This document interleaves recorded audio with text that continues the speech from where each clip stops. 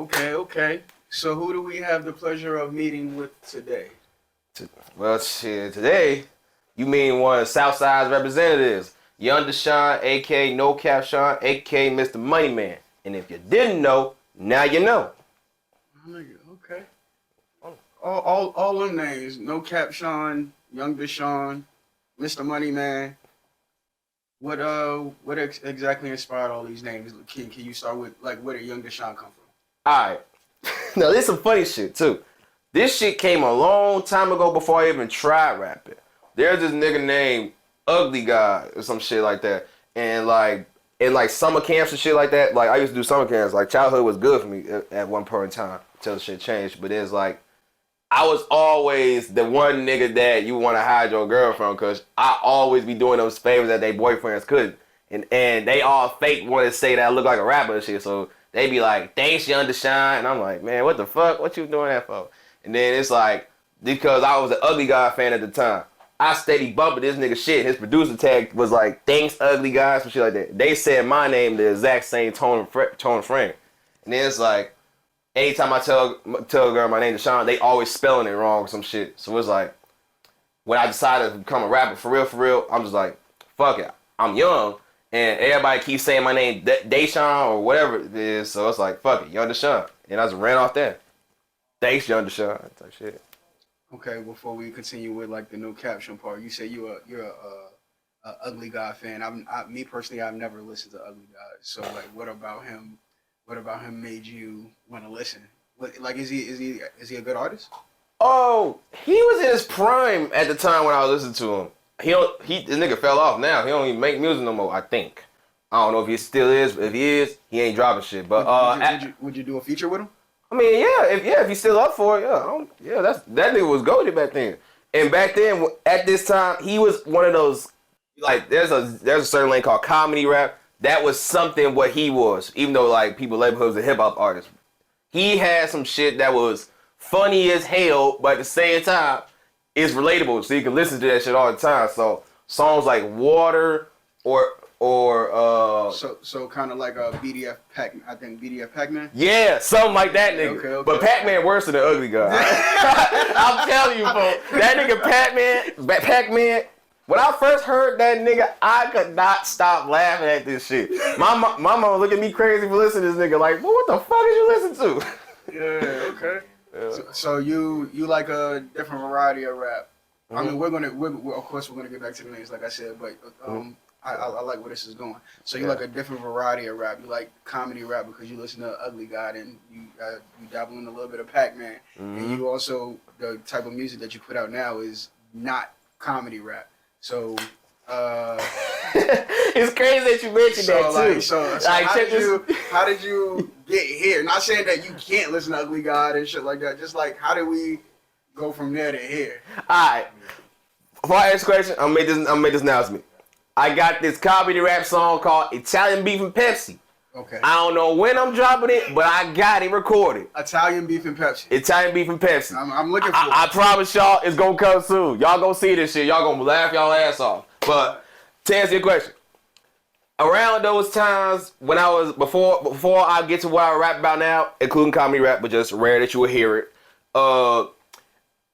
It was fun at that time. So it's like I was like fucking 7th, 6th, 7th, 8th grade when I was listening to these niggas. So and senior year with Pac-Man because he came out in 2020. But I was a child at this time. So it was like 11, 12, 13 listening to these niggas, and I'm thinking this shit just fun because I be playing games and shit like that. So it's like, and plus I'm a funny ass nigga. So it's like, it was easy to listen to them niggas back then because it's like, that's what it was at the time. It was cool to be funny. And on top of that, they had that little SoundCloud way going on. And I used to always listen to music on SoundCloud. Nowadays, I use YouTube Music and Spotify and all that other good shit because I'm a rapper now. But SoundCloud used to be the shit. And the best music was there. And for my age, it was more music that was supposedly kid-friendly. As if these niggas were kid-friendly. Do you not think there's actually a new wave of SoundCloud artists coming, such as like Young Chris and a few other people that I have to touch bases with. But do you think SoundCloud can make a comeback like how it was, back in 2015 and everything, like when Uzi was like, yeah. You know what see, saying? it's crazy because I once made a statement saying that, and no offense to anyone who may feel this wrong, but the SoundCloud wave died when X and Juice WRLD did, because it's like they were the main ones holding it down. And like I'm gonna tell you like this, folks. Like I transitioned to like for common rap, drill rap, or SoundCloud wave to the drill rap and all that other shit. I was listening to that shit, but here's the thing though. I was mostly listening to niggas like X and Juice WRLD. They was holding it down. And when I first fake started rapping, I was fake trying to sound like these niggas. Like, cause X and Juice and all of them, they were good influences and big influence for this type of section. But like, when X died and Juice died, niggas lost the motivation to try to rap like them or get on that type of level. Cause it's like, nowadays, like I feel like without them, motherfuckers would, if they were still here, motherfuckers would have tried doing that, and it'll be more SoundCloud rappers than drill rappers and shit like that today. Since they have passed, do you feel like you had to switch up the way that you did music because that was your influence? I mean, I want to say yes, but it's really no, because I still make that type of music today. Like, I got this song called Rockstar with a nigga named Zay Loco. That was like, listen to Zay Loco, you gonna automatically see that he sound like Juice WRLD. And like, listen to me, I had auto-tune heavy on that shit. So it's like, I still got this in me, and I still got most songs like that I can drop too. So but it's like, it's harder for motherfuckers to listen to those because you don't got no main niggas like Juice, Long Live Juice right there, and X that's doing it. So it's like, who gonna want to try doing the same shit? So it's like, if I blow up off that, then great, I could be the face of the SoundCloud wave, hopefully. Or you're saying Juice and X made it easier for people to be diverse like that. Yeah. As far as like you could have some like acoustic rock type shit, because right. X was really good for being in and out of, different genres like that. Right. Juice WRLD was pretty good at it as well. Right. So that you just feel like they made it easier to be able to transition and move fluently throughout music type thing. Agreed. I mean, we still got rappers like Trippie Redd and Lil Pump them, but it's like, I mean, Polo G. I feel like Polo G from SoundCloud. No, I'm just saying. I feel like he makes it easy to weave through music. Oh, see, here's the thing with Polo though. He started off as a drill rapper. Then he switched up on some melodic shit, and then now motherfuckers comparing him to Rod Wave. Like, as far as I'm concerned, I don't think Rod Wave. That's kind of crazy.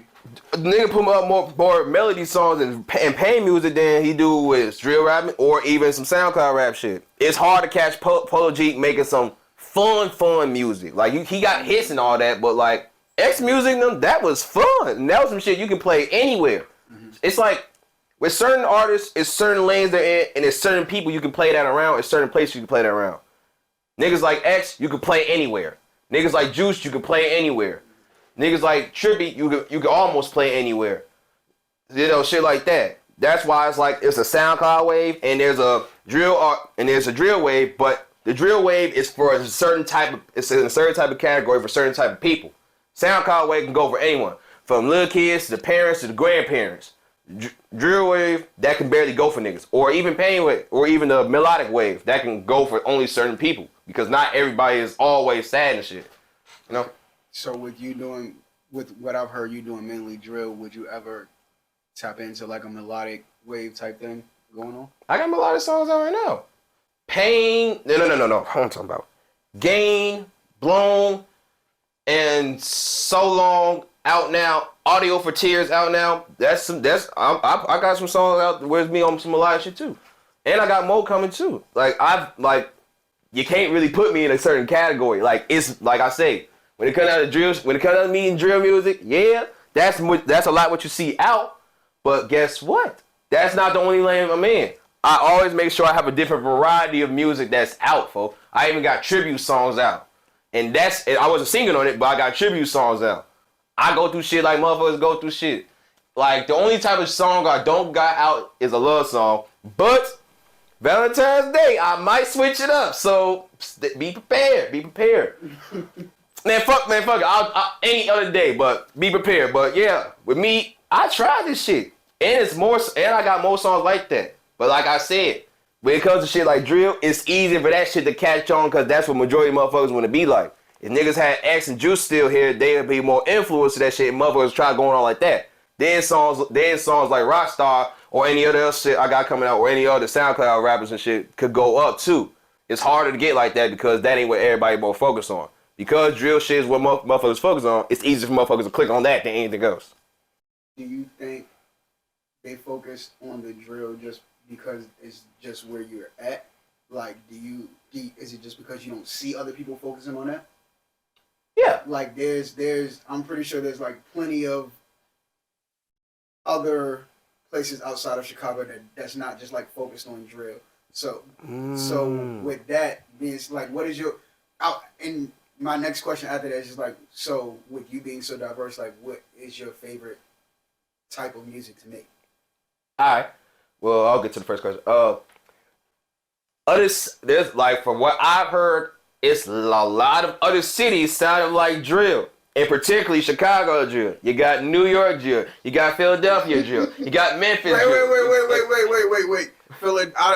Philadelphia and like the Baltimore shit isn't drill. It's like house music. Oh, house music, yeah, like Jersey Club and shit. Yeah. It's more like house. Yeah, I get what you're saying. Yeah, but that's like more like how I don't want no, you know what I'm saying? Yeah, no fact checks and shit like that. Yeah, them niggas get on cases. Now here's the thing though, I can agree they do be Jersey Club, but from what I've heard, those house songs that we play is always some drill shit rapping on it, which is why I say Jersey drill or Baltimore drill and all that shit. But that is some shit that you can play in the house. So is drill the flow or is drill the beat?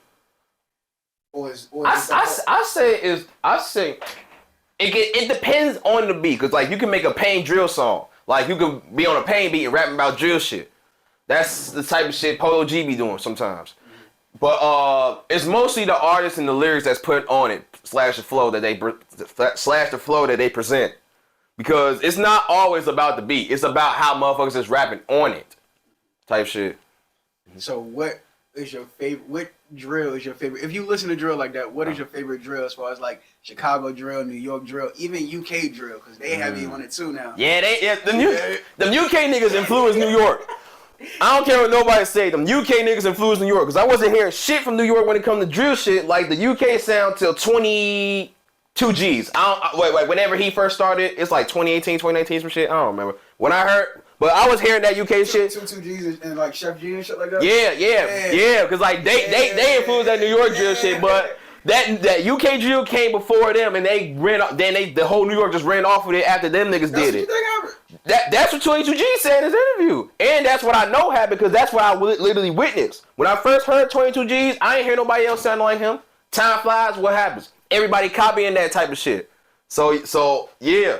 I believe that the New York drill is solely fake copy of the UK drill, but just they got their own lingo and they got their own lingo. But as far as favorite drill, Chicago drill, cause we influenced you niggas. What you talking about? Like for real though, like y'all, like niggas cannot say Chicago drill did not take over the whole world. No, it did. Which brings me to my next question, which is, do you think drill influenced Chicago, meaning the environment, or do you think Chicago influenced drill, meaning the environment influenced the music? Chicago influenced drill, because if you weren't in that type of environment, you wouldn't be able to rap about it. I mean, some niggas can say they've been around that environment, they didn't rap about it, but at the same time, they wasn't in that environment type shit. Right. Like, I was in that environment, so I can so it's safe to say that I can rap about it because I was in that shit, and I'm currently around motherfuckers in that shit to this day. I be checking on them, all type of shit. But when it come down to 2012 Chicago drill shit like that, motherfuckers was deep in. This is when I was like 9 years old or some shit like that. Motherfuckers was deep in that shit, and it's like you had to solely be in that shit to only be rapping about that shit. But then of course that shit spread it to the world. In fact, Chicago drill is so heavily influenced on the world, even Chicago niggas want to be drill rappers. And I say it like, it's confusing, but check it out though. It's certain niggas in Chicago who know damn well they not about that shit, but they about that shit now because it's motherfuckers from the city that made it on. Now they trying to copy motherfuckers from the city type shit.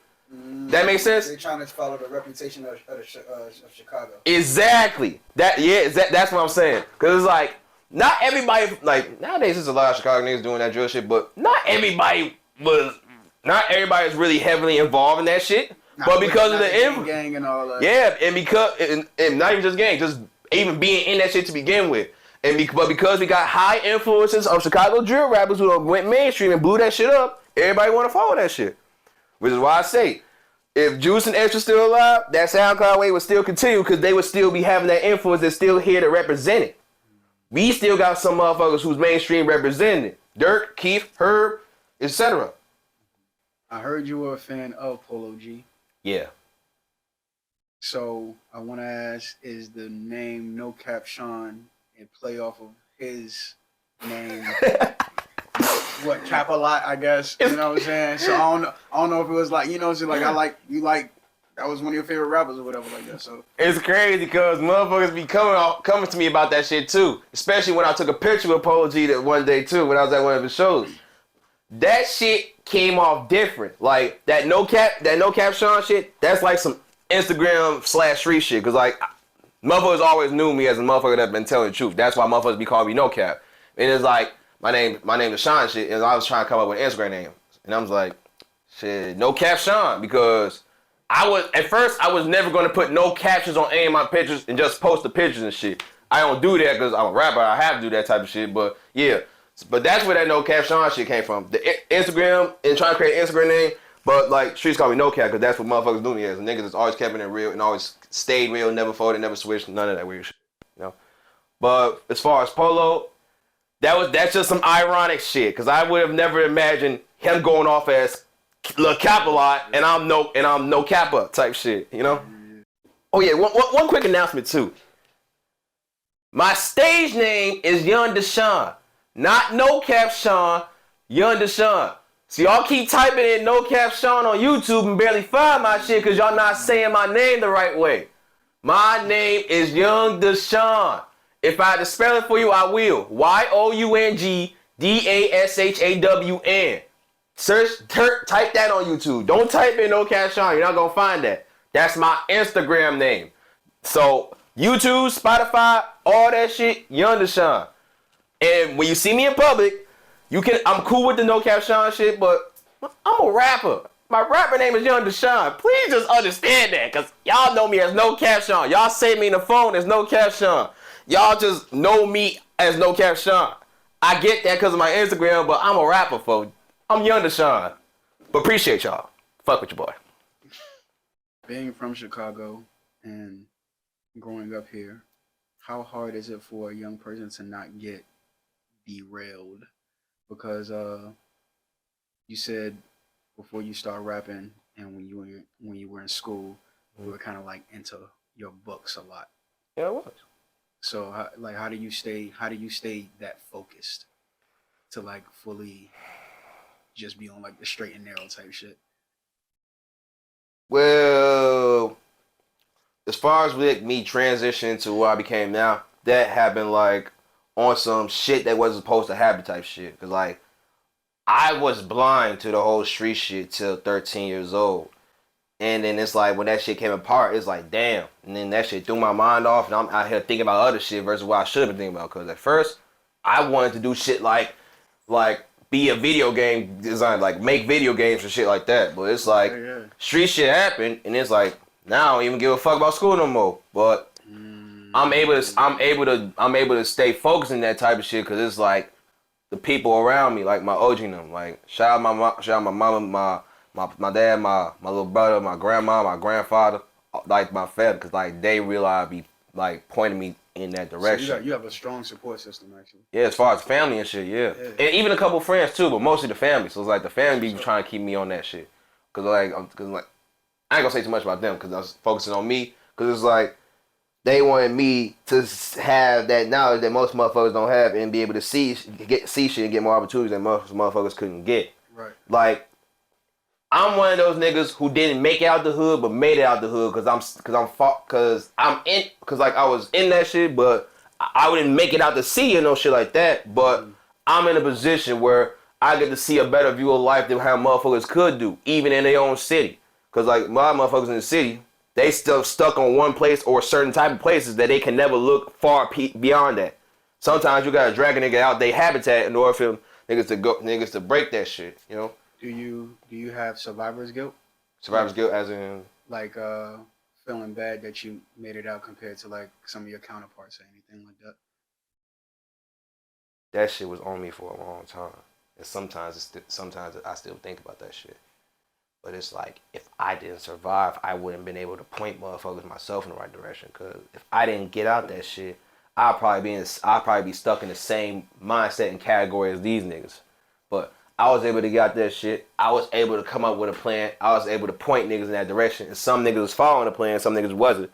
But it's safe to say, because I was able to survive that shit, I was able to be that one, like one age over nigga's shoulder. Cause when you in the trenches and shit like that, ain't nobody trying to guide you the right way. Ain't nobody trying to point you, tell you this ain't what you need to do, this what you need to be doing.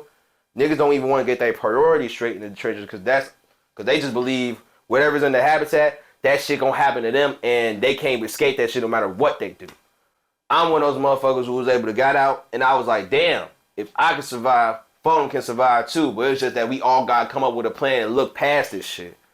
But at the same time, motherfuckers be looking at me crazy because it's like, you out there shit, you doing good, you ain't go through what I go through, you can't understand half the shit I go through. If you was stuck in this shit, then you would understand. Or you ain't real, you around real niggas, they use that to make you real, but nah, folks. I'm a real nigga because I grew up the same way you did, and I got out that shit, and I came back and still try to point niggas out in the right direction. Most niggas wouldn't even get that. So it's like some motherfuckers look at me wrong for making it out, but some motherfuckers like, you real nigga. Just make sure cause like we always been day one, I'm like, I can tell you loyal, but I'm gonna make sure you straight and everything, just make sure I'm straight and keep checking up on me like how you always did before you even got out type shit. Yeah, that shit still be killing me sometimes to this day. But I shake it up. I should be shaking it off from time to time. Whenever you don't think about it too hard, you'll be good. With people feeling stuck, do you in I guess in their environment, do you think that kind of like makes them impulsive and just rash decisions that? Yeah, I literally seen it in the motherfucker. Like I seen motherfuckers with kids around close to my age, because of their environment, they won't break that shit. Like most motherfuckers, they supposed to have a child and want to get out and do better, but I see motherfuckers who got kids, but they still act like they never had one. Or they don't even got no purpose of being in life. Some niggas still act like they suicidal. Some niggas still act like they ready to crash out. Some niggas act like they can handle anything or they can survive everything, but it's like, because that's only because of their environment. If they was able to get out that shit, they wouldn't be thinking that. But still, some niggas who even got the same shoes that I'm wearing, even made it out before, still come back because the niggas that they was with crabs in the bucket keep pulling them down, even though they trying to put you up type shit. So yeah, I could say that regardless of what, most of the time is the environment that niggas is in. But if they was out that environment or able had a chance to get out that environment, they would be thinking the same way I do. You were young when your cousin died, right? Yeah. 13 years old. He was 14 days after his birthday. He was like one of the ones that pushed you to rap. Something like that. Yeah. We did a song. I don't got the lyrics for that shit, but we did a Panda remix. Rest in peace, designer. That nigga fell off. We did a Panda remix. We did a whole Panda remix, and I fake went crazy, but that nigga went crazy. Like, I'm in this bitch on some ABC shit. Yeah. He in this bitch on some I can rap shit. I'm like, damn, boy, chill.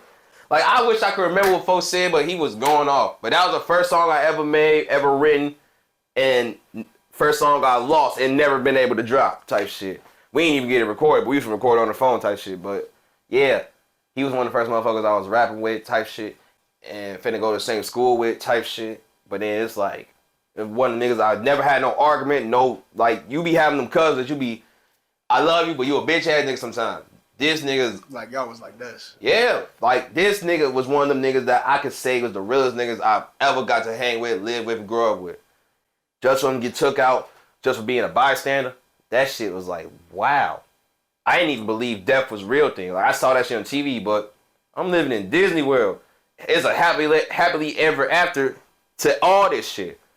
But wake up call, nigga. This nigga died, and he was just standing here because of the damn environment he was in. And he was one of the motherfuckers trying to move out that environment too. He was just trying to help his dad move closer to me so we can go to the same school and shit. But then what happened? The environment he was in, it caused some shit to go down, and then just from get hit without even doing anything to anybody. He was cool as hell, real ass nigga.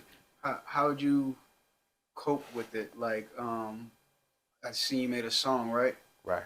So how did you even push through to be able to make sense of, like, just to even put a song together? Like, how were you not still hurt? How do you? Were you using music for therapy at the time? Yeah, that's the safe way to do it. Like, to this day, I can't say I fully cope with that shit because it's like, this nigga dying made me realize that everyone, including myself, can die. I was one of these motherfuckers thinking I could live forever. But, of course, we all gotta go at one point, but I couldn't cope with that shit at all. I had to literally go to therapy. I only went one time, though. But I ain't going again. That shit over with. But I went to therapy, talked about that shit. I was suicidal the first week when I really accepted that shit happened. And then it was like, I didn't know what I was gonna do. So, I kept going to school. I kept pushing through life. I kept trying to watch TV, do all the normal shit I would do to ignore the fact that this shit happened. But after I went to the funeral, I can't ignore that shit no more. So music was a therapy, especially when it was certain songs about this shit that made me understand that I'm not the only one that go through this shit. So it's like, if they can do it, I can too. But that was just for the coping phase. As far as me writing a song or anything like that, I didn't get to writing a song till like, I ain't go like to fully writing songs till like I was in high school. But that was on some, I'm tired of hearing all these niggas saying they good and this, or he can rap about this, rap like that. Fuck it. Let me do this shit. Show niggas that I can do this shit, but better than they can, type shit. That's what it was. You feel traumatized by your environment? A little bit. And I say that because at first I was blind to the environment. But then after that shit happened, I was more cautious of the environment. Then I got to really seeing shit happen damn near every day. Niggas getting arrested, bullets flying, just even hearing this shit, waking up out of sleep because of a gunshot, or seeing a nigga get splattered, seeing a nigga get splattered on the ground on TV, or like around you, type shit, you know. So, would you say cautious is the type of mindset that it puts you in, like especially after everything that you went through with your cousin, like your mindset, like you were more open and seeing a lot more shit, so you were a lot more cautious. Right. Yeah. So, to be aware is to be alive, and that's something I strongly stand on and believe in type shit. So it's like I'm aware of everything, even when I don't know something.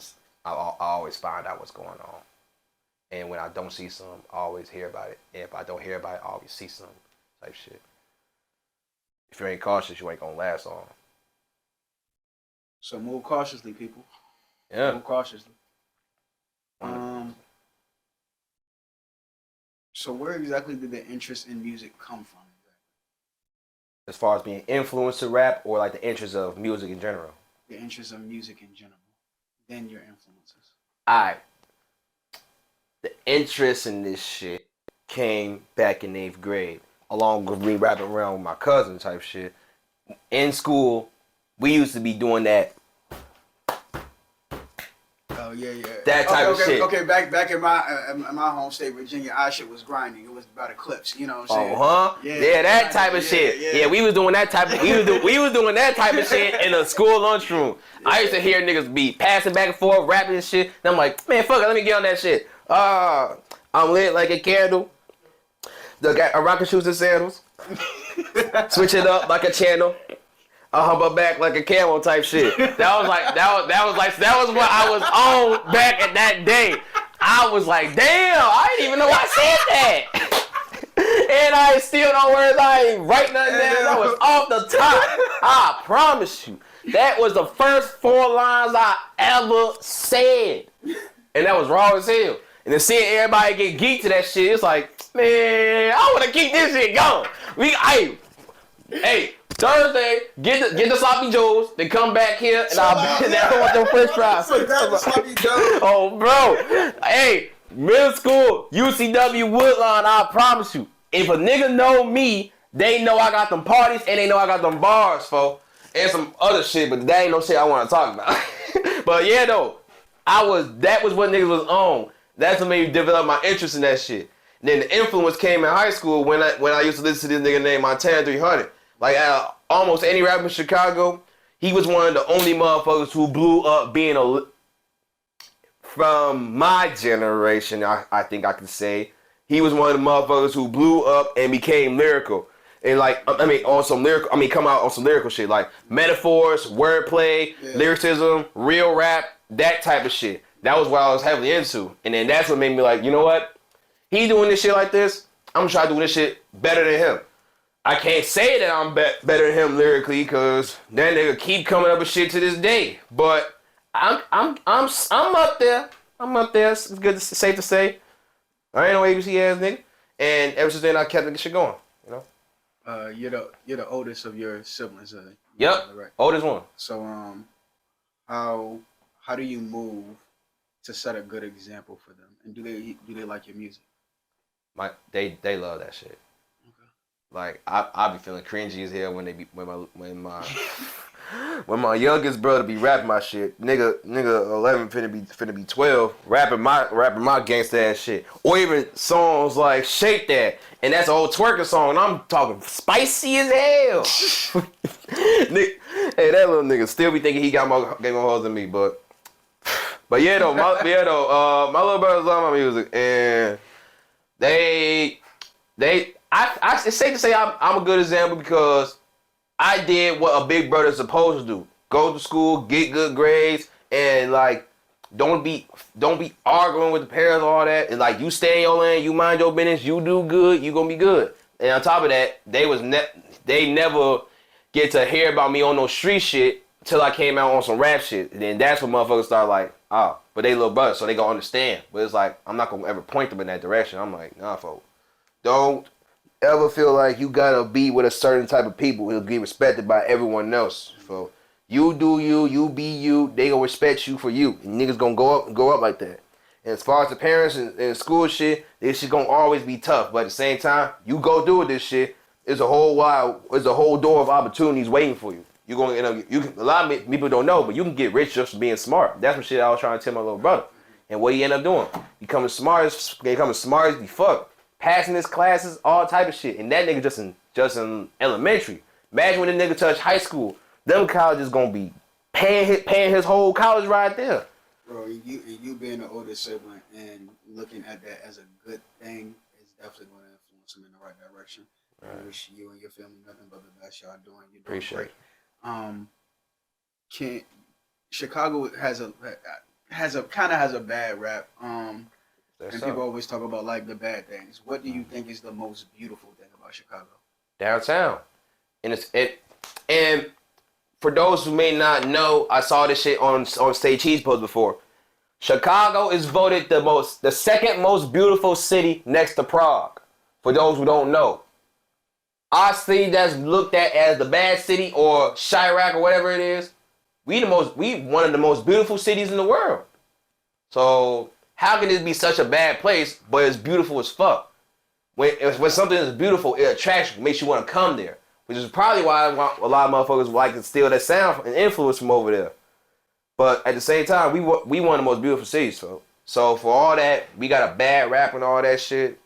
I say, you say that now, but come downtown, you gonna love it.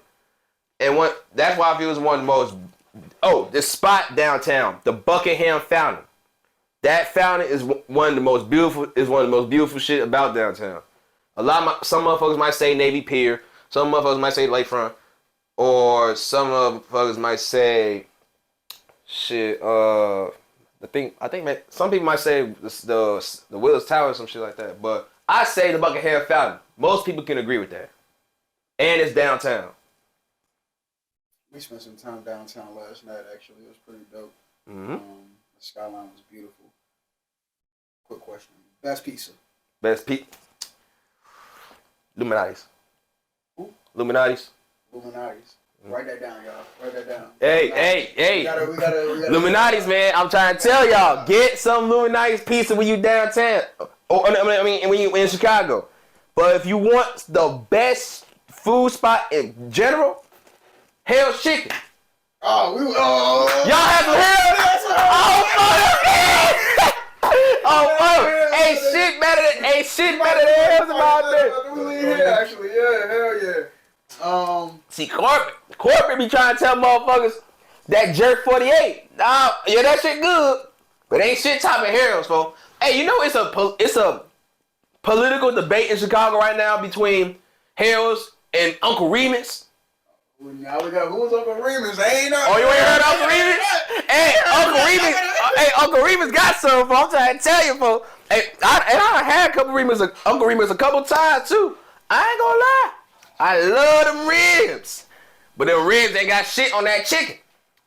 That mild sauce hit different, don't it? Man, I had that shit all over the chicken, all over the fries. You had a whole man.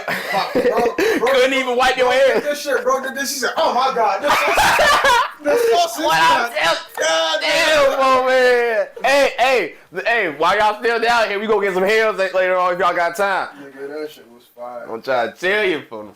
Best hot dog. Best hot dog, Portillo's.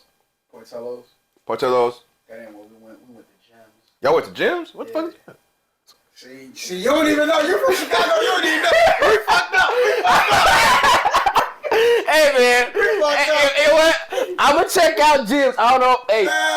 Don't check out Gems. Don't check. Not on my word. Don't check out. I ain't taking that on his word, folks. Maybe if y'all lucky, one of these days I'll think about y'all.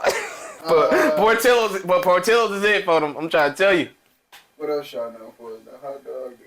Oh yeah, you already said the best place is Harold's. That's actually the wings. So yeah, you already covered all that. All right. So over to your right side, you have a stack of pictures. We like to do a little thing called memory lane, where you flip over each picture and you tell us how you were feeling and where you were at, where your mind state was, everything, just how you were feeling. Just explain the picture. All right, say less. Let's start with the first one. All right, first picture of the day. Make sure you show it to the camera too. Man, oh man. Look at this motherfucker. Hold on a second. Look at my little ass, phone. This was 2020 before the coronavirus, the auto show. This was fake one of the happiest times. Hey, fun fact. I was on a date that day. And the girl I was with took this picture for me. But she actually asked me if I wanted to go there. What I do, as a gentleman, of course, I'll get the tickets and all that shit. But at this time, it was one of the happiest times of my life because it's like, I really don't speak about this because I'm not proud of it, but this was after I dropped my first video, Sharks. There's some, if you want to see it, go ahead and search it up for yourself. I wouldn't recommend it, but I dropped my first video. I was happy as hell. The whole school was rapping my shit. And they all kept saying, no capper, yo, Dashawn, you'll be gone. I'm like, damn, boy, y'all fucking me like that? How'd that make you feel? That shit made me feel like a star, a real rapper. The fact that I dropped one song and my whole school started rapping that shit after that, it was like, damn. Shout out Kenwood Academy High School, folks. I'll never forget y'all. But auto show. And also at the auto show, I met this nigga named FBG Young, folks. Rapper from Chicago, very well known, local type shit. And at the time, we would have never thought we was gonna make songs with each other now. Nowadays, you can YouTube us, we got songs with each other. It's like, damn, time flies. And I was just a little nigga too. What was your favorite car, the car show? My favorite car? Shit, this one actually. What was this one? I don't remember. But a Hellcat, because I was a Hellcat fan heavy in 2020. Nowadays, I don't even know what type of car I want because there's so many good ones. All right, let's see. What else we got here? Oh, hell no. Hell no. Oh, look at me. Gee, this was when I graduated in 2021 from high school, folks. Shout out Kenwood. I mean, y'all had me looking like a football player, but in this picture, because I was wearing a hoodie and a cap and gown and shit, but damn. Wait, what the fuck? This shit had my government name, and I just... Y'all niggas slick. Y'all niggas slick. All right. But anyways, yeah, though. This was another one of the happiest times in my life because I ain't gonna lie. Some traumatic shit was happening before this shit. Like another friend of mine passed away and shit. But even at that shit, I kept pushing and kept going through. I pursued what I wanted to do, and what happened? I made a difference. A lot of these niggas is my age or used to be my age, like a couple years younger than me or some shit, and they don't even talk about graduating because they feel like school ain't important. Nah, folks, school is important, folks. It's just what you want to be in life that's important and what you need to go to school for. And after this, doors open for me, folks. And this shit, I never regret this shit. The only thing I wish I did do was go to that fucking prom. If I would have went to prom, I'd be complete with this shit. But overall, I'm good. I'm proud of myself. And for the motherfuckers that said I couldn't do it, I did. And one last thing about this shit. Niggas who was older than me that was supposed to be street niggas, never graduated high school with shit like that, they all told me that I did some shit that they just never able to do. They proud of me, folks. Street niggas don't tell me they look up to me after this shit. And I was like, damn. Yeah, so that shit hit different. What else you niggas got for me?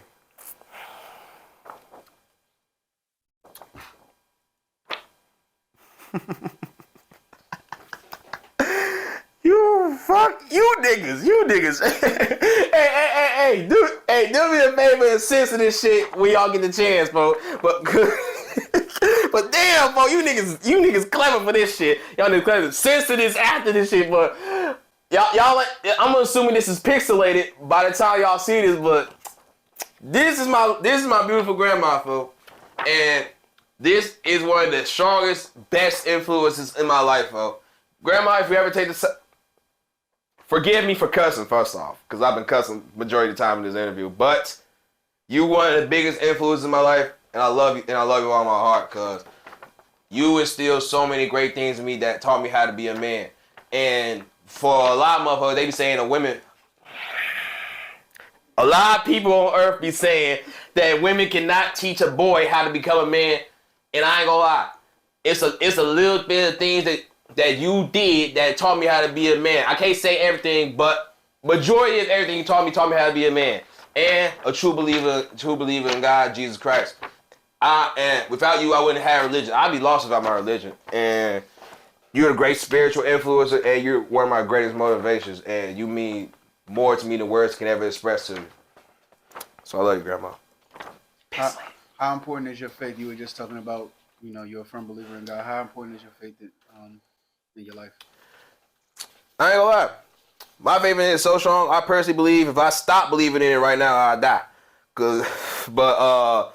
Yeah, that's something I grew up with. Like as an adolescent to right now, as a young man, that's something that's always been instilled in me, always been told to me, and it's like that's something that I feel like no man should be without. You gotta have something to believe in, because without nothing to believe in, what do you stand for?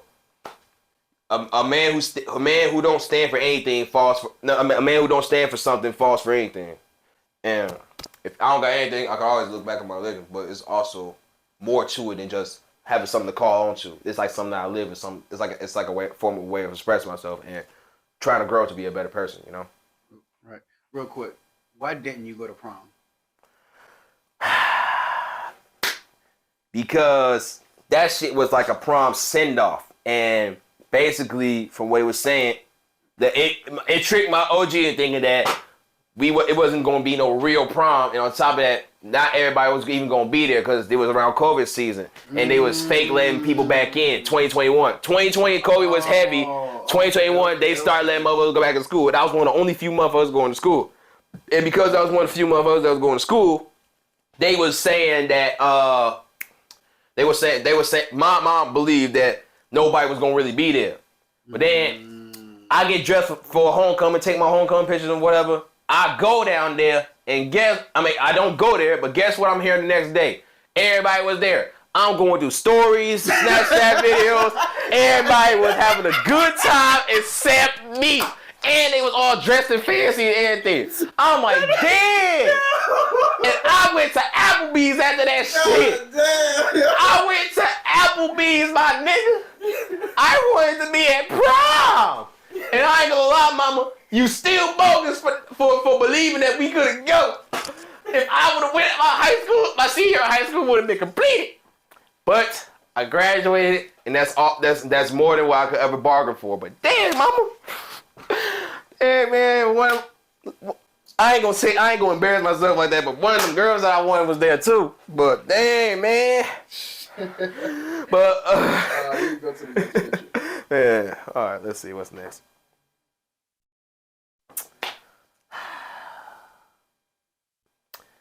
There's so many things I could say right now, but I'm gonna try to watch what I say. But I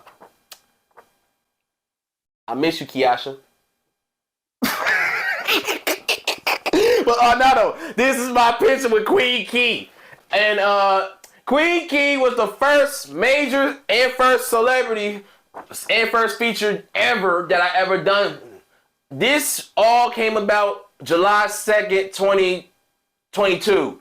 And I fake opened up for one of her shows and some shit like that. Like she was hosting a show and I was one of the opening act performers. And it's like, I performed there. Only motherfuckers that came through was my OG, my dad, my little bro. But I came through, I rapped that bitch. Key saw something in me. She said she'll fuck with me. We ended up talking. She ended up fucking with me. And as you can see, we ended up taking pictures with each other. We ended up, I ain't gonna lie, I be making her ass laugh. She be tough and shit, but I be making her ass laugh. And we got a little hit. Young Dashawn and Queen Key link out now. On phone. But yeah, though, shout out to you, Key. You motivated me in a little way, you know? Oh, man. All right. What else we got? I love this shit.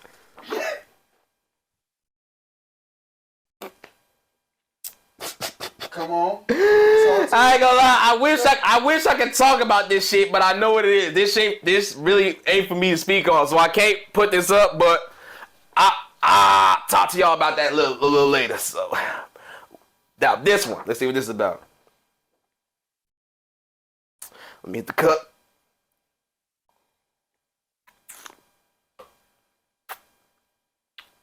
Good shit.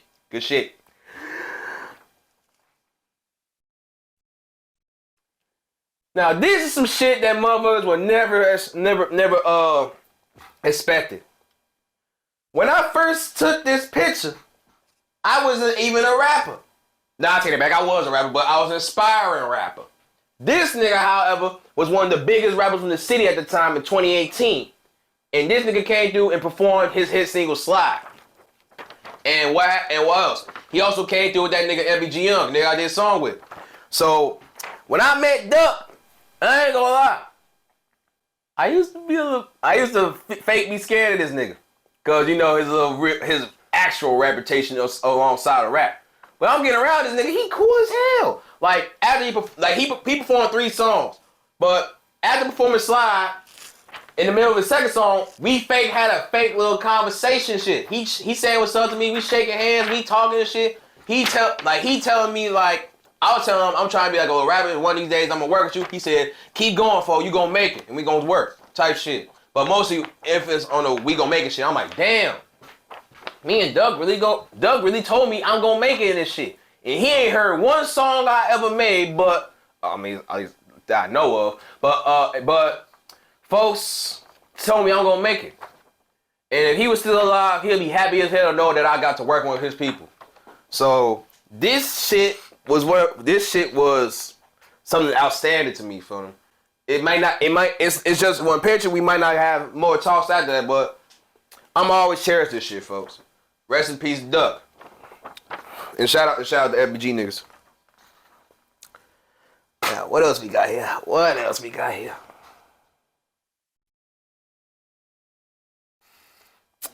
Y'all niggas good. Y'all niggas good. I don't know how y'all niggas doing this shit, but y'all niggas good. Yeah, I'm gonna hit the cup for this shit. I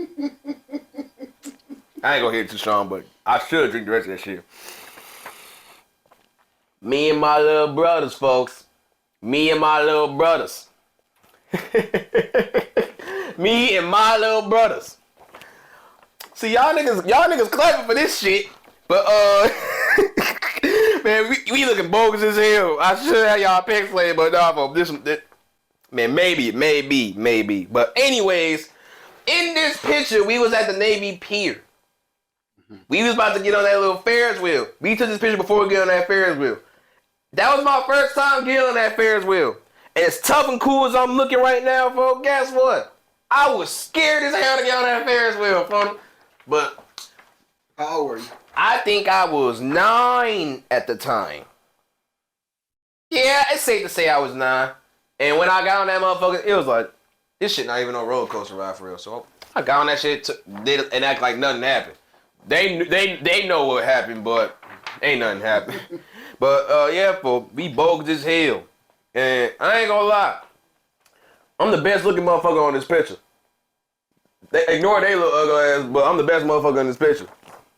You be having competition with your brother like that? Hell yeah. They be trying. That's what I just got to tell you, my little brother be thinking he had more hoes than me, and that nigga about to be 12. You gotta put him down. That's why I keep trying to tell his ass. So you ain't got no hoes. You ain't got no hoes for him. You don't. Can't tell that nigga he ain't got no hoes. What the fuck? How the hell did you find this? Hell no. You know what? I'm gonna have to talk with you niggas after this shit, but look what these niggas done found. How the hell do y'all find this shit? What the hell? But this me and my pops, and like I said, I was in summer school. Listening to the ugly guys doing shit for niggas' girlfriends. They said thanks you, Dashawn. But this was around one of those times when I was there, and I really don't remember this shit. All I remember is that I just left from there, and my mom made us take that picture, and I didn't even want to take it. But I ain't gonna lie for y'all bogus as hell for finding this picture. What were some of the favors that you were doing for these niggas' girlfriends? Getting them ice cream, putting sprinkles on their shit, teaching them how to swim, type shit. See, we had one of those summer schools that had all type of activities, so we did all type of shit. I even fake taught someone how to play tennis or some shit, but I don't remember too much about that day. Okay. All right, last one, cause you niggas done found some good ass shit.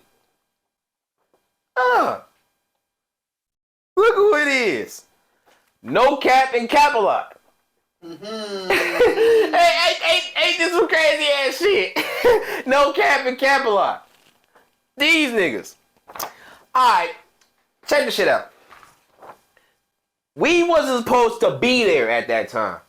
But during this time, it was the All-Star season or whatever, right?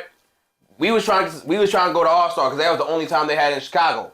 We couldn't get no tickets to go in there, so what OG and them tried to do was get some other shit, which was some Polo G tickets, because Polo G was one of my favorite rappers at the time. And I'm in this bitch looking flea as hell, all type of shit. And I go there. This nigga found a way to get us to go backstage on some VIP shit. I go through, shake up with this nigga, take a picture with this nigga. Hey, Polo, man, look, I fuck with you, but you gotta have more energy with your fans, bro. You be talking to niggas like you just left from a funeral. Yeah, I appreciate you, folks. You listen to me, you fuck with my shit. Yeah. Like, bro, you be dry as hell sometimes, folks. I get it, but come on, folks. We be happy to see you. You act like you ain't happy to see us. But shout out to you though. I still fuck with your shit. Be more consistent though. But yeah though, we took this picture, and after talking with Polo, I even met folks OG, and shout out to Station Max. She is one of the best momagers known to the planet, if you ask me. Besides Beyonce mama, because that's her manager. And she very cool. I talked with her, got a picture of her too. We fake chop it up, and she also she also believed me. So it's like shout out to the Cap-A-Lot family. Shout out Polo. Have more energy, nigga. I'm serious about that. How important is consistency to you? If you're not consistent, you're gonna fall off and niggas gonna stop listening to you. That's how important that shit is to me. At least for me. I can't speak for no one else, but it's like if you're not consistent, you're bound to fall off. You might not believe it, but that's the truth. And I'm telling you this because this is some shit that I had to learn. If I'm not consistent, niggas ain't gonna think about me. So what I do, I get consistent and I keep rapping and I come out with more and more shit. I'm just now getting back at it. As a matter of fact, I literally just dropped a song yesterday. Young Dashawn, Tougher Than Me, out now on YouTube, official video. Search that shit up. But yeah, though, consistency is key. That's how a lot of motherfuckers make it. In fact, I believe that's why Lil Durk's still one of the highest of the game right now, because he's super consistent and shit, and he got motherfuckers always talking about him, all type of shit. He stay in these people's face. If you ain't consistent, you ain't gonna go nowhere. So no matter how hard it gets, keep going.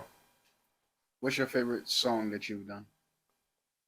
So the favorite song that I've done, Shake That, because I performed that song and that's some twerker shit, by the way.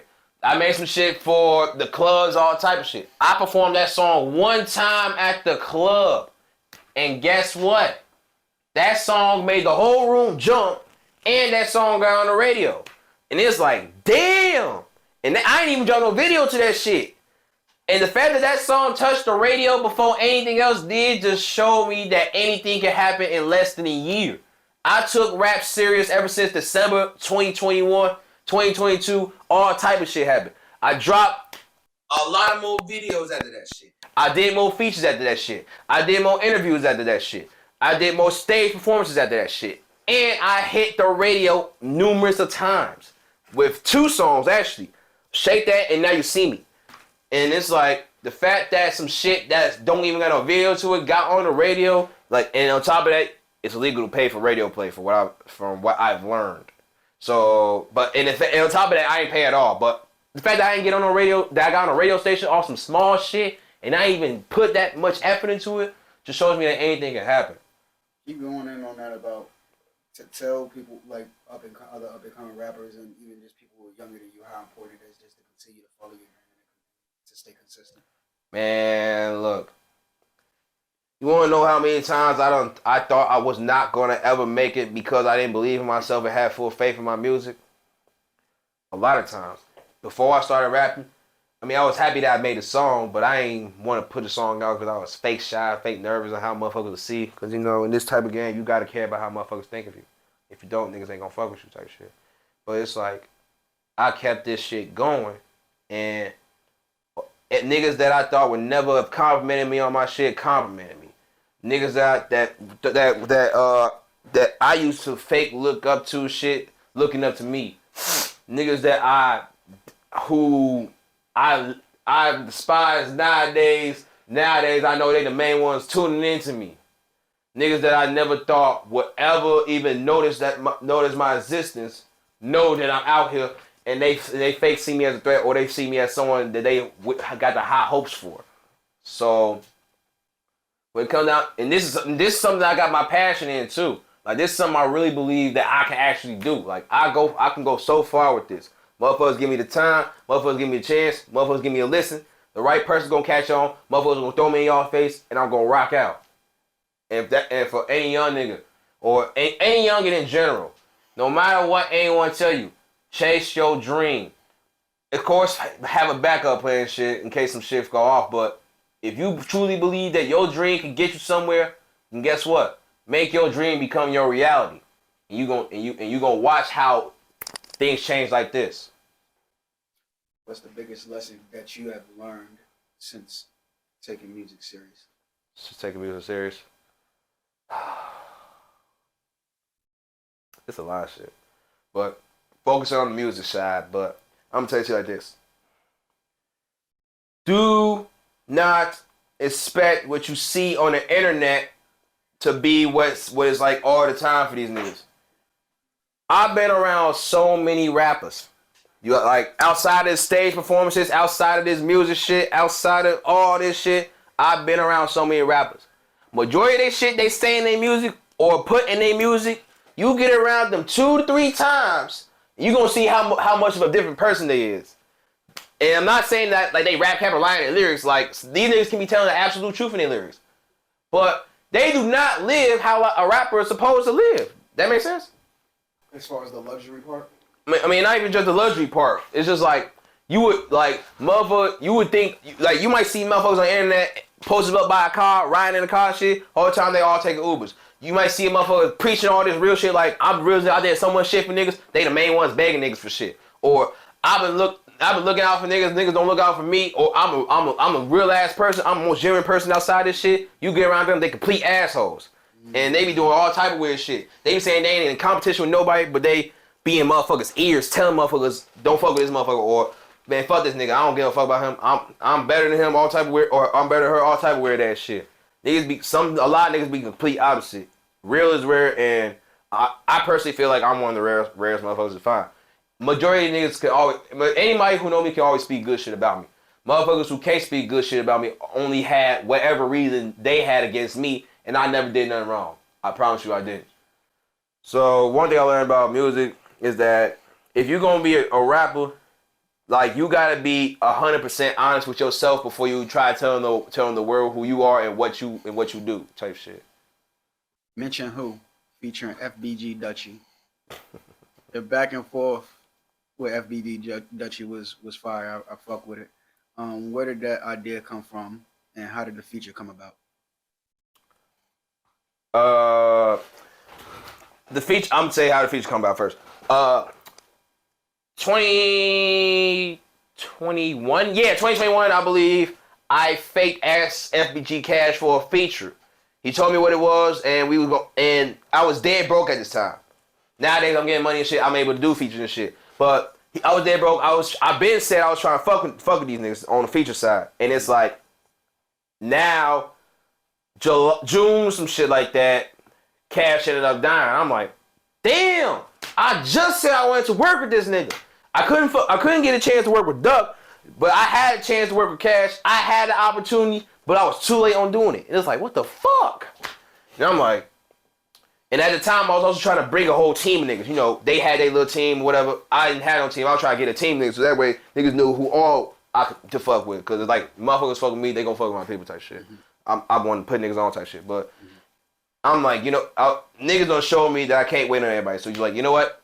I'm done waiting on niggas. I'm done saying I'm gonna do shit and don't do it. So I'm gonna reach out to these niggas. I'm gonna get this shit done, and I'm gonna actually do it. I got up with Young first, and I ended up doing something with him. Then I got up with Dutchie right the next day. This is all studio time and recorded. But I shot the video with Dutchie before Young, cause no offense, Young, me and Dutchie shit was better.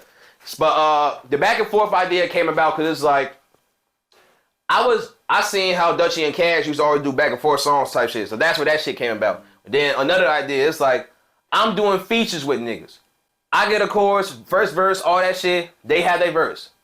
9 times out of 10, if a feature have a higher following than you, niggas gonna skip your part and go straight to their part. Mm-hmm. So this some shit that I always do when it comes down to features from now on. Back and forth type shit. That way you ain't skipping through my part, nigga. You gonna listen to what I got to say. And of course you gonna fuck with food, but I'm here too. Acknowledge my existence. I go hard just like this nigga go hard. Maybe you might realize that I go harder type shit. That's what that shit was about. Not in no competition shit with Dutchie, but that's what that shit was. Like, I was on the back and forth shit, like, cause it was fun. First off, it was fun as fuck doing that song with him. I did my shit written, he did that shit off the top, and I'm like, damn. Just witnessing this nigga go crazy like that just sparks something in me to go harder type shit. And it's like, after we recorded it, I had to make sure that video get done. So what I do, hit up Kiso, get all that shit scheduled. We did that shit. Shout out Kiso. Yeah. Dutchie and them also some real good people outside of shit too. Back and forth on the net, I don't see that as a sport. All he heard was Papa because he was too much rah-rah. Talk about that bar. I don't do that internet shit for them. Like, it's rare that a motherfucker can talk crazy in my DM and I respond. Or talk crazy on the comments and I respond. Or at me on the internet and I respond. I might look at your shit and be like, whatever, go suck a dick. Or, That's nice. Whatever. But I don't really do that shit. Not even with my own so-called ops. Niggas be claiming they into with me and all type of shit. They be doing all this talking about me. You see, I don't talk about them back. You can't even point out who my ops is unless you do some real fucking research. But that's what that line is. I don't do that internet shit. Like a lot of rappers be using their beef and shit as a marketing tactic. And guess what? When you use that beef as a marketing tactic, you fake blackball your. I'm not gonna say fake blackball. You fake destroy your own image. And then that's what have motherfuckers not want to fuck with you type shit. Mm-hmm. So it's like, I'd rather you know me for my actual talent and real music that I make versus who I'm in tour with type shit and who's gonna die type shit. As far as that second line, if you know, you know, but it's niggas that I'm talking too much over this internet shit and I'm paid the piper. I ain't the one insinuating anything. All I'm saying is they talk on the internet and then they pay the piper off that shit just cause some shit that they say. So my advice to you guys is don't go on the internet trying to portray something or saying one thing and not realizing that you're still in real life. The internet in reality is a different ballgame, folks. You can say some shit on the internet and it can backfire you in reality. So watch how you talk on the internet. About anything. Not about me or someone or anyone, but anything in general, including the person. Same clothes featuring FBG Young. Mm-hmm. What's wrong with what's wrong with Sean John? Was it really the shit? Like now let me say this real quick. Sean John was definitely the shit back in the day. All I used to want was Sean John. If you motherfuckers would have did your extra memory lane dive, you would have found me some Sean John clothes. but y'all didn't find it. But anyways, I was wearing Sean John. That shit was so raw. But what happened? Nowadays, I'm waking up. I don't see nobody coming out with any more Sean John clothes or wearing Sean John nowadays. So my thing is, where you at, Sean John? Yeah, Sean John used to be something that used to stand out to me because I grew up wearing that shit. And the fact that I'm waking up one day realizing I'm wearing True Religion, I'm wearing Montclair, Saks, designer, all type of shit, and then I don't see nobody talking about Sean John no more. It's like, damn, what happened? I grew up on that shit. And on top of that, it's a Nick Cannon movie called Love Don't Cost a Thing. They was so obsessed with Sean John. They was wearing fake Sean John. Nick Cannon comes through with some real Sean John. They sniffing that shit. Bro. They like, this is so real. And they ended up burning the damn clothes. So my thing is, if niggas can have movies rocking Sean John and for it to nowadays just disappear, it's like, oh my God, what happened to Virgil? Like, what the fuck, man? Come on. Where's Sean John at? Hey, I'm finna start a petition saying bring back Sean John. We need you. Fuck you talking about? Sean John girl with the baby fat coats, the half joint. Oh my God. Yeah, all that shit. That was the shit. I promise you. Alright, I see he got seasick surfing trying to ride the wave. Talking like he lost his mind, so I tell him find his brain. I'm not the Captain Save-A-Ho she thought I was trying to save. Only thing I'm trying to save is time, bitch, get out the way. Mm-hmm. Let's go. Talk about it. Niggas was out here trying to steal swags like I ain't noticed. Y'all don't want to admit it, but y'all be seeing me wearing the rawest shit. And I'm waking up one day, y'all taking a picture, posting up in the same shit I was wearing weeks ago. What the fuck? Yeah, and then it's like, alright, cool, whatever. That's funny as hell, but you look fleeter, dude. Then it's niggas out here like, man, they ain't why trying to steal swag, bitch ass nigga, all weird ass shit. Like, damn, what you getting so hostile for? Chill, take a chill pill, nigga. All I'm saying is I was wearing it first, and everybody know who wrote it better, especially since I got music videos wearing the shit. So it's like niggas be fake niggas will steal your swag and not want to give you credit for it. Like, yeah, folks don't wear no shit. I'm wearing this shit, but I feel like my shit better. It'll be like some friendly competition shit, but niggas take that shit personal. So it's like, still the swag ass niggas. And that other part, I had a little situation when I'm not insinuating anything. I wouldn't even call myself a player.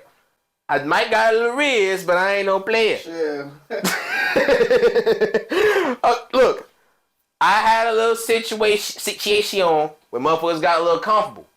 But at the same time, it's like, you knew like what was going on, like I knew what the fuck was going on. So why you trying to take it a step that motherfuckers wasn't even trying to take to? No. But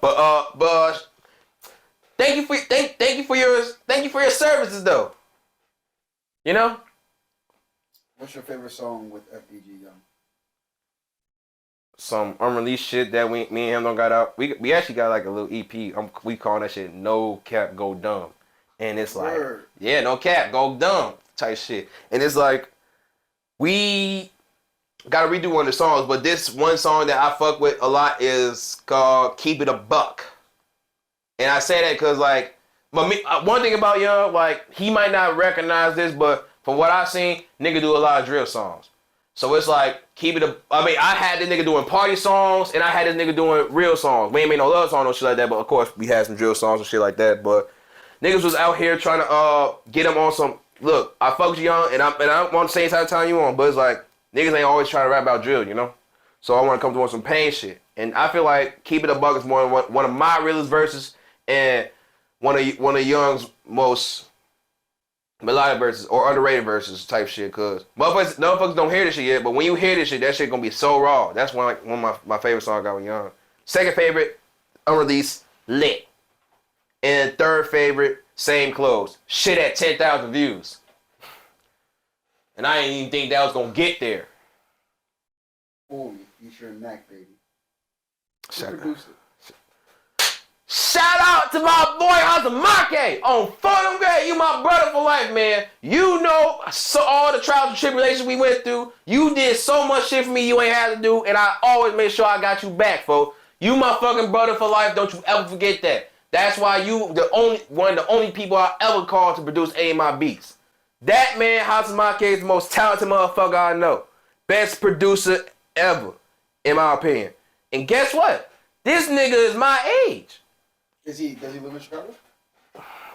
I wish folks did. Folks in New Jersey. But at the end of the day, folks talented. He a real ass nigga. I didn't even think he was gonna fuck with me like that.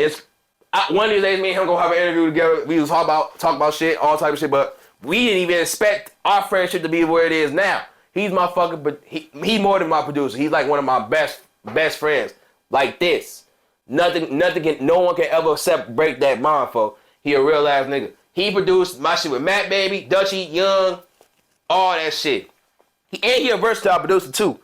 He got drill songs involved, love songs involved, pain songs involved, party songs involved, and SoundCloud ways like Juice WRLD and them type songs involved. All type of shit. Even old school back in the day. Grew up on Eminem and all that shit. Most talented producer I ever known. Most versatile producer I ever known. And one of the only producers I'm ever worked with. You ever been in a studio setting with him? But folks don't show me how he be making his beats and shit, and we talked about how the engineering and all that shit, you know. Yeah, but he a real ass nigga, and he produced all the good shit, all that shit y'all see with Matt Baby. He produced that shit, and of course he's a great representative for his hometown. You know, he's a great producer. One of the best. One of the best. Is there anything else that you would like to say to the people? Like, what do you have coming up? What can we expect next? Shit, I got a little live performance that I'm doing with Media Pass TV. When that shit drop, y'all know where to find it. And I got an interview with Kiso. I don't know when that's gonna come, but maybe before this, maybe after this, I don't know. And Kiso is your video director. My video director. Shout out Kiso. And y'all gonna see a lot more of me, man. Stage performances, videos, more features, all that shit. I'm gonna be breaking the fucking internet one day too. Don't say I'm not going to, because I done did that shit before. And I'm gonna do that shit being authentic and being me. Nowadays, when you come to the rappers and shit, they don't want to be authentic. They want to find a way to buy YouTube views and views on their shit. Not like pay motherfuckers to play like blog shit to promote them, but like buy the views to make it say a certain number. And I'm like, what? I'm one of the motherfuckers that I don't do that shit. Y'all gonna view my shit for me being me, and it's gonna be all organic or original. That way, I can keep saying all my fans is real fans. Niggas don't even know who their real fans is nowadays, or supporters, I should say. But y'all gonna see a lot more of me, a lot more versatile shit. I'm not in one category, so y'all never gonna be able to call me a drill rapper. Y'all gonna see that I'm an artist. And Money the G. When you see this, I want you to know something. Stop ducking me for them. We been said we were supposed to have these songs done, and your ass act like you busy as hell. Come on, folks. We gonna talk when we get the chance. But shout out to Money G, and shout out to any other female rappers from the shop. I've been around the females. Females been putting in a lot more work than the niggas nowadays. So I can see at least 4 to 7 female rappers blowing up from the city. And as one of the male rappers from Chicago, I'm going to be that motherfucker supporting them. And of course, I'm going to be working with the females and shit because they be raw and real. Some of them more, I think, than niggas. But as far as me, y'all going to see more videos, more audios, more singles, more stage performances, interviews. And if I get the following I'm hoping to get, y'all going to get a mixtape out of me. No Cap Sean, the mixtape coming one of these days. So, who is your out of? Do you have like a favorite female artist right now? I should say Glorilla, cause you know Glorilla up there. Shout out Glow, Big Glow. But Money the G, I could say her for sure. It's a beautiful media pass experience.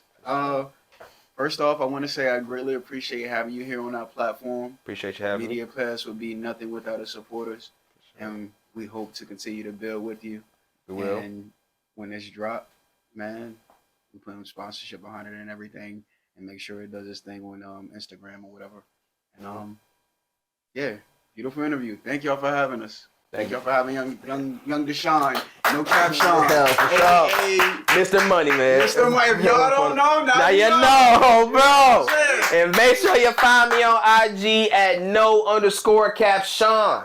And with that being said, make sure y'all follow Media Pass TV. In case you didn't know, now you know.